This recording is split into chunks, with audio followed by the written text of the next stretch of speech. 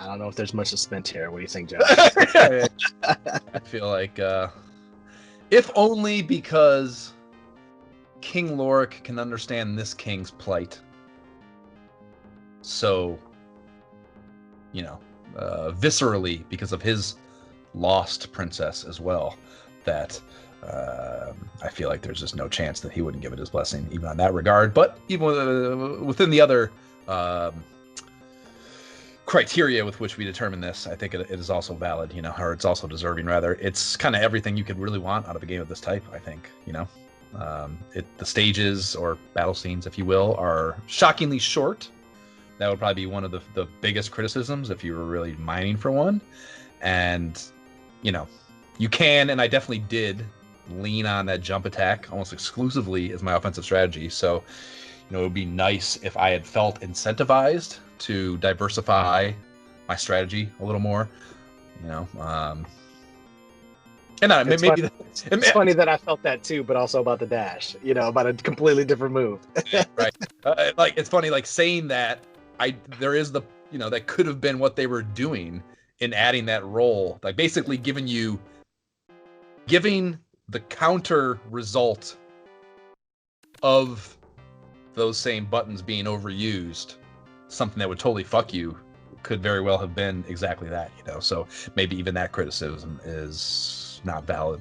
So that'd be honestly it, though. I mean, it looks great, it sounds great, it plays great, provides a reasonable amount of difficulty at reasonable places throughout it, 10 times. Getting a little pissed off at the final boss is about right for this kind of game, there's just not a lot of things that you could fucking complain about. And the presentation aspects I mentioned a million times, the map thing, all the arcade little touches, all that's really fucking cool. The in-scoring thing is cool and unique and came out of nowhere that I didn't expect it, so that's fucking not relying on that as being part of the game, that you're always watching score on screen and you're trying to incentivize the maximum, basically not in this, maximizing execution outside of the story world is kind of what scores do to a game like this, and I think that was a good choice, narratively. So yeah, to me it's kind of a no-brainer on King Lorik's Blessing, I think.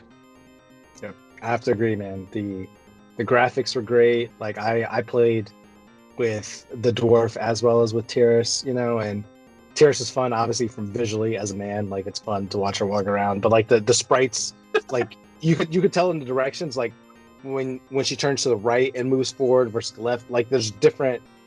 You can tell there was a lot of design effort into those sprites, and it's really well done. Obviously, the change in animations for when you have your magic at the lowest level versus the maximum level, again, you mentioned it, the end credit scenes were great.